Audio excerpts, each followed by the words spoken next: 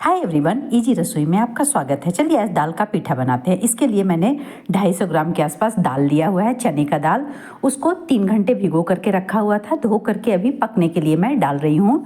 और दाल जितना है बस उसको डूबने इतना बराबर करके मैं चेक कर ले रही हूँ। इतना ही पानी डालना है, क्योंकि ज़्यादा अगर डाला तो गीला हो जाएगा, कम डाला तो अच्छे से पकेगा नहीं। और उसके बाद स्वाद के हिसाब से नमक डालने के बाद बस इसको पकने के लिए मुझे चढ़ा देना है। 2 सीटी में पक करके रेडी हो जाएगा। उसके बाद देखिए कढ़ाई में मैंने 2 चम्मच तेल डाला है और 1 छोटा चम्मच जीरा का इसमें तड़का डाला है। जीरा के चटक जाने के बाद 2 हरी मिर्च को कट करके डाला है। ये आप अपने टेस्ट के हिसाब से डालिए। और थोड़ा सा इसमें हल्दी 1 छोटा चम्मच डाला है और 2 छोटा चम्मच धनिया, जीरा और साथ ही साथ काली मिर्च का पाउडर। फ्लेम को बिल्कुल लो रखा है। देखिए दाल हमारा इस तरह से पक करके रेडी हो गया है। देखिए बिल्कुल पूरी तरह से मैश हो जा रहा है। तो ये पक करके रेडी है, बहुत जल्दी पक जाता है।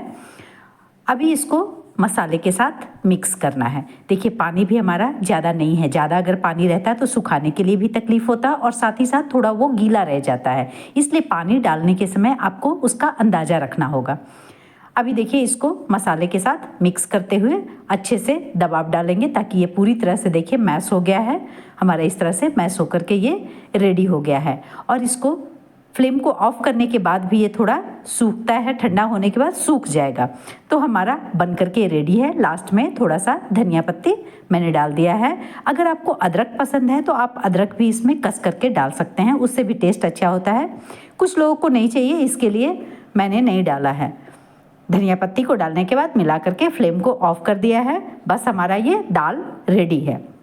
अभी चलिए चावल बनाते हैं। ये रॉ राइस है, अरवा चावल है, उसको मैंने पीस करके रखा हुआ है। अभी पानी को बॉईल करने के लिए रख दिया है। इसमें चावल के आटे को डाल करके मुझे पकाना है। ये चावल का आटा बस इसमें डालते जाएंगे और जब भी तक पानी में वो पूरी तरह से मिक्स हो जाए तभी तक इसको चलाते रहेंगे अच्छे से। देखिए इस तरह से थोड़ा थोड़ा करके आटा डाला है। जितना पानी है उसके हिसाब से ही आटा डालना है और अच्छे से इसको पका लेना है। अगर आप आटा को अच्छे से पका लेंगे, थोड़ी देर तक के लिए इसको रेस्ट करने के लिए रहने दीजिए। अभी बाद में मैंने इसको गूँथने के लिए थोड़ा सा, बहुत ठंडा होने के बाद नहीं निकालना है, थोड़ा हल्का गर्म रहेगा उसी टाइम में ठंडे पानी का हेल्प ले करके थोड़ा थोड़ा करके आपको इसको गूँथ लेना है। देखिए हमारा गूँथ करके रेडी हो गया है। आपका इस तरह से पकाया हुआ आटे का बहुत ही सॉफ्ट पीठा बन करके रेडी होगा। अभी देखिए इसको लोई कर लिया है। लोई करने के बाद जैसे हम लोग फिल करते हैं, फिलिंग्स डालते हैं स्टफिंग, उसी तरह से सेम वे में इसमें भी स्टफिंग डालना है। दाल का स्टफिंग डालने के बाद 2 तरह से मैं दिखाऊंगी। देखिए 2 तरह से आप इसको फिल कर सकते हैं। एक तो जैसे हम लोग रोटी वगैरह में डाल करके पराठे के लिए करते हैं, स्टफिंग डालते हैं, बिल्कुल सेम तरह से आप डाल करके उसको आप इस तरह से डालिएगा कि आपका बहुत ज़्यादा नहीं हो कि फटे नहीं। देखिए हमारा दाल किस तरह से सूख करके रेडी हो गया है। और आप कम भी नहीं डालिएगा कि अंदर आपको टेस्ट ही ना मालूम हो। तो उस अंदाजे से देखिए इस तरह से डालते हुए पैक कर लीजिए, बिल्कुल जैसे हम लोग पराठा वगैरह बनाते हैं उस तरह से।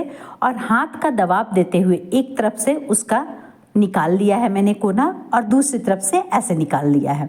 तो इस तरह से थोड़ा सा लंबा सा शेप दे दिया है, जैसे स्वीट पोटैटोज़ वगैरह का होता है शेप, उस टाइप का शेप दे दिया है। देखिए इस तरह से। तो थोड़ा सा डिफरेंट, वैसे आपको जैसा पसंद है उस तरह का शेप दे सकते हैं, उससे ज़्यादा कुछ फ़र्क नहीं पड़ता है, लेकिन जस्ट चेंज के लिए ऐसा शेप मैंने दिया है।